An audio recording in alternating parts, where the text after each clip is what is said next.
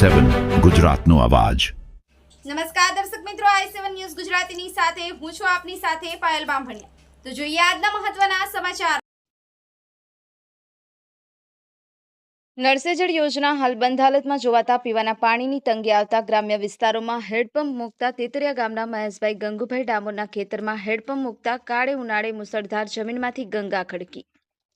પાણી પુરવઠા વિભાગ દ્વારા નળ સે જળ યોજના તદ્દન ફેલ થતા ગામોમાં ભર ઉનાળે લોકોને પીવાના પાણીની ઘણી મુશ્કેલીનો સામનો કરવો પડી રહ્યો છે।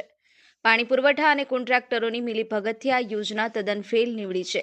માનનીય વડાપ્રધાન નરેન્દ્ર મોદી દ્વારા 2 વર્ષમાં યોજના પૂર્ણ કરી લોકોને ઘર સુધી પાણી આપવાની ખાતરી આપી હતી, પરંતુ વહીવટી તંત્રની નિષ્કાળજી જોવા મળે છે અને ગુજરાત સરકારની ટ્રાયબલ એડવાઇઝર કમિટીની ટીમ દ્વારા લીલવા ઠાકોર ગામે રૂબરૂ મુલાકાત લીધી હતી અને તેમાં 15 દિવસમાં તમામ ગામોમાં પાણી પહોંચતું કરી આપવાની કાર્યપાલક ઇજનેર દાહોદ દ્વારા ખાતરી આપી હતી, પરંતુ તેના કેટલા મહિનાઓ વીતવા આવ્યા છતાં હજુ સુધી પીવાનું ચોખ્ખું પાણી છેવાડાના વિસ્તારોમાં પહોંચ્યું નથી, જેનાથી લોકોને પીવાના પાણીની કફોડી હાલત જોવા મળે છે। તો પાણી પુરવઠા વિભાગ દ્વારા કોઈ નક્કર પગલાં લેવામાં આવશે કે પછી સબસલામતના ગાના ગાતા રહેશે તે જોવું રહ્યું। Bureau chief Kalubhai Damor, i7 news Gujarati, Dahod.